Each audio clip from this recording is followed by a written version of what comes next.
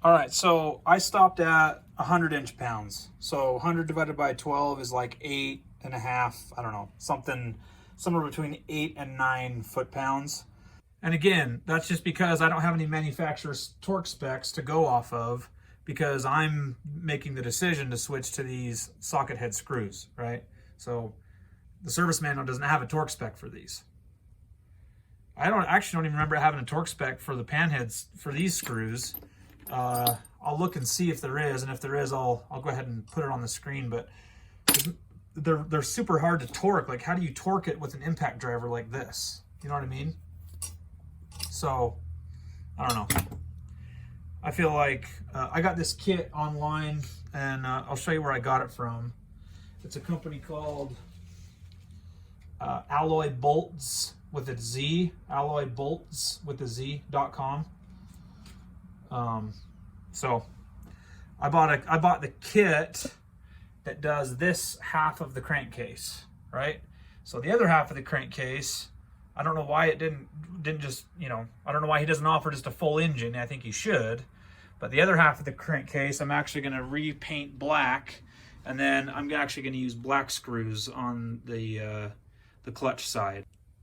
Okay, so what I'm going to do now is I'm just going to wipe up this excess gasket maker, and then I'm just going to call it a night.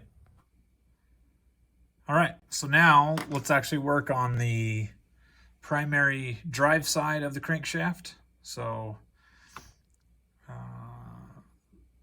I've already actually got the O-ring installed, so I'll flash a picture of the diagram here. And this is what I'm using, this diagram to put the engine back together. This memory video that I took previously as I was taking the thing apart, just to make sure I get everything in the right order. But these diagrams that I have from the service manual, or actually in particular this parts list, has been the most helpful in putting this together.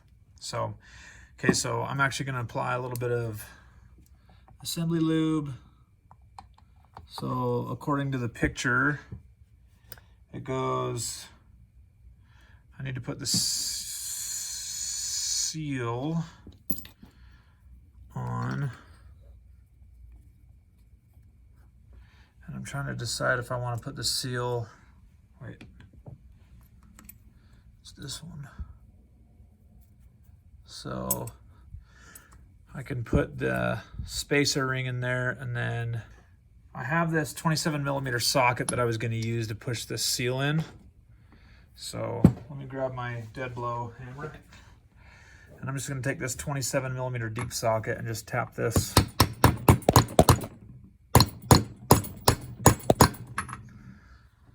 All right, I actually switched to a 29mm deep socket. It actually, the 27 was getting hung up smacking on this spacer, so the 29 went around it. Good, it's like perfect diameter, and it's got it nice and flush. So I've got that. Okay, looking at the diagram, so now we got to put this Woodruff key in there. Okay, I'm gonna throw some assembly lube on there. Why not? And then the drive gear. This is the main drive gear coming off the crankshaft. This is basically the business end of the crankshaft here. So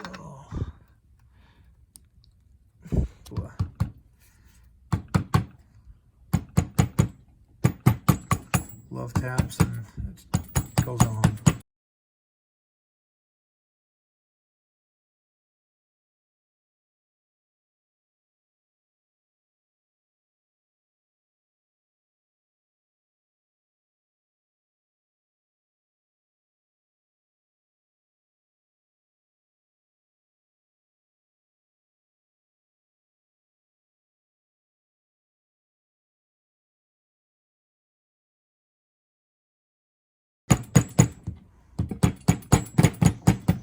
Okay, now I know that it is this nut, but I've got to look here at the diagram. Looks like it's a locking nut.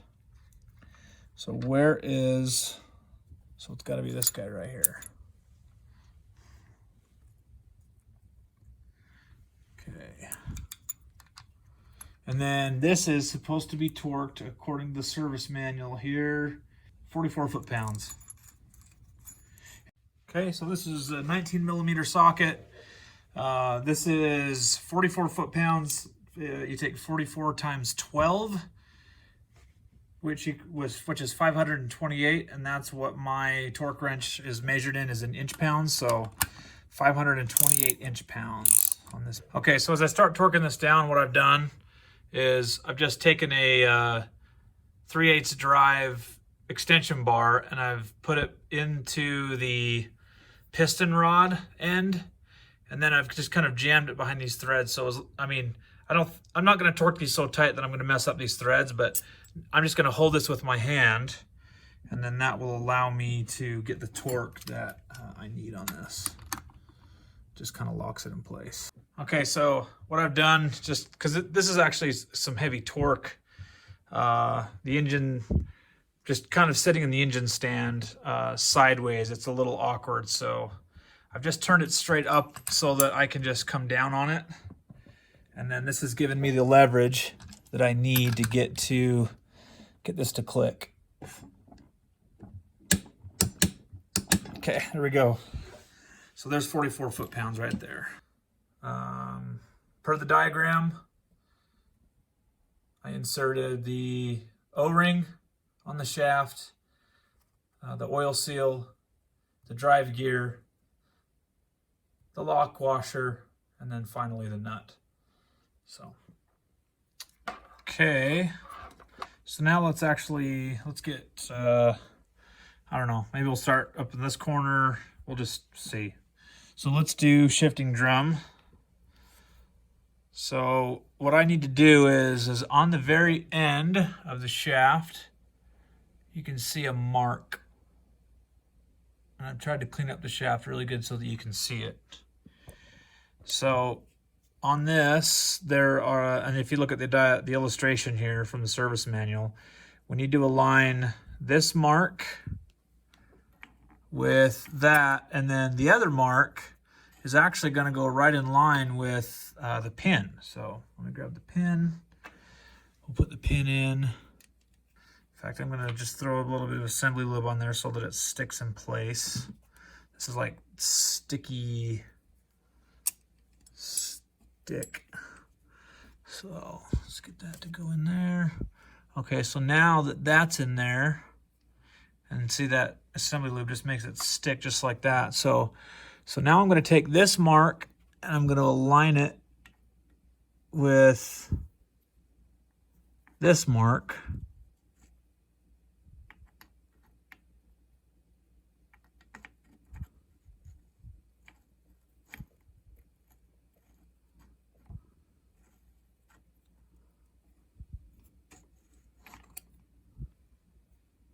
Okay, so what needs to happen here is the mark on the drum itself needs to line up with this mark on the shifting cam, all right?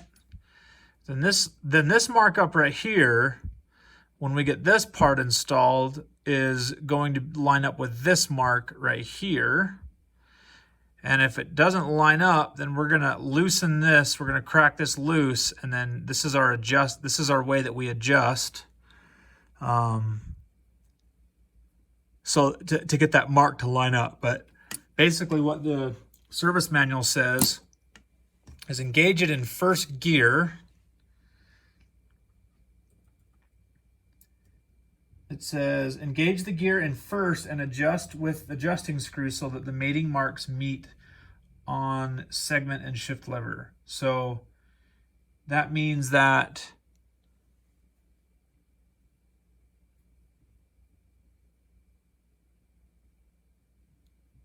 basically, if I can look up here because I have the neutral, I can just do a shortcut. I can look in the neutral hole and I can see, okay, I've got the neutral nub sticking up.